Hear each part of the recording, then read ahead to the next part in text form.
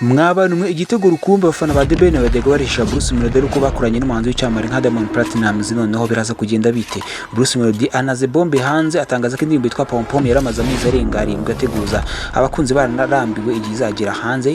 Arashize atangaza ko indirimbo igomba kujya hanze mu ntangiriro z'uyu mwaka. Indirimbo yiswe Pom Pom ikaba ari ya Bruce Melodie, Diamond Platnumz ndetse n'uwitwa Joel Brown mu gihugu cya Nigeria. Mu buryo bw'amajwi indirimbo yakozwe na Estokizo mu gihugu cya Tanzania usanzwe ukora indirimbo nyinshi Diamond Platnumz, naho mu buryo bw'amashusho ifatwa na director Sasha Vibes mu gihugu cya Uganda. Indirimbo iteganyijwe ko iri bujye hanze mbere y'igitaramo agomba guhanganira na The Ben cyangwa se nyuma yaho gato. Akabazo mfite ko kubibariza ni kamiko nyina abakunzi ba The Ben cyangwa se Tayigabi ntabwo bamwumva muise mugira mukimara kumenya iby'iyi nkuru.